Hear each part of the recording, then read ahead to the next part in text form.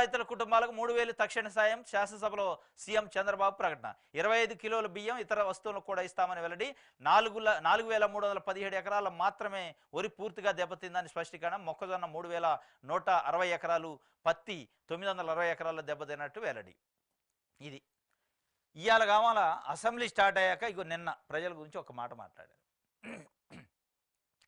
వరదలో నష్టపోయిన రైతులకి ఎకరానికి 3,000 రూపాయల చొప్పున, రైతుకు 3,000 రూపాయల చొప్పున, బాధిత కుటుంబానికి 3,000, ముష్టి 3,000 ఇస్తారట. నిన్న మొత్తం అసెంబ్లీ ఎపిసోడ్ స్టార్ట్ అయిన తర్వాత ప్రజల గురించి మాట్లాడింది నిన్నే. వరద వచ్చి వాళ్ళు గిలగిల కొట్టుకొని కుటుంబాలు రోడ్డు పాలైతే మీరు శ్వేతపత్రాలు రిలీజ్ చేసుకుంటా, మీరు ప్రతిపక్షంలో ఉన్నట్టు అధికార పక్షంలో వాళ్ళు ఉన్నట్టు వాళ్ళపై విమర్శలు చేసుకుంటా వైఎస్ఆర్సీపీ పైన మీరు పబ్బం గడిపి కాలం ఎల్లదీస్తుంటే ప్రజల నుంచి నిరసన వ్యక్తమైంది. దాన్ని గమనించే ఒక 3,000 రూపాయలు వేసినట్టుగా ముష్టి 3,000 అన్నట్టు.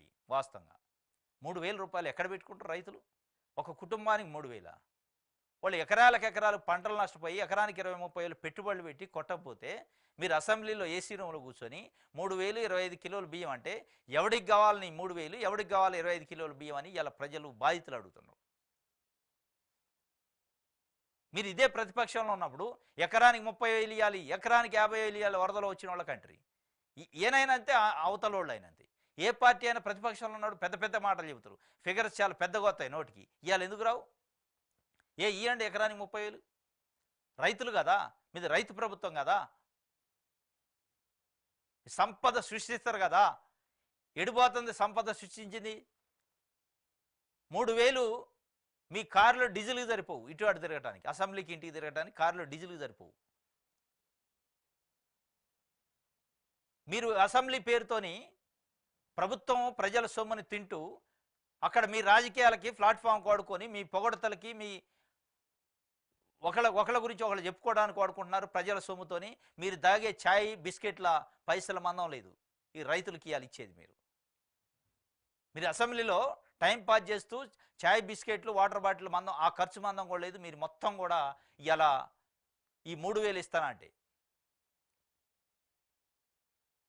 ఏం మాట్లాడారు అసెంబ్లీలో? ఏ ప్రజల గురించి మాట్లాడారు ఇవాళ అసెంబ్లీలో? మీరు దాదాపు 5 రోజులుగా మీ పైన అయిన కేసుల గురించి, మీ రెడ్ బుక్కుల గురించి, మీ శ్వేతపత్రాల గురించి, ఒక ప్రతిపక్ష పార్టీ లెక్క అధికార పక్షంలో కూడా గడిచిన 5 సంవత్సరాల్లో జరిగిన పరిపాలన పైన విమర్శలు గుప్పించడానికే వాడుకున్నారు తప్ప ప్రజల గురించి ఏడన్నా మాట్లాడారా? రాబోయే 5 సంవత్సరాలకు మేము ఇది చేయబోతున్నాం, వరద బాధితులకి ఇది చేయబోతున్నాం అని చెప్పే ప్రయత్నం కానీ చెప్పే ఆలోచన చేశారా? అదొక అసెంబ్లీ లెక్క ఉందా? ఒక పార్టీ ఆఫీసులో పార్టీ మీటింగ్ లెక్క ఉంది. దీనికి 3,000 వేస్తారా? ఇది వరద బాధిత కుటుంబాల కట. ఇది దేనికి పనికిరాదు ఈ 3,000 అనేది.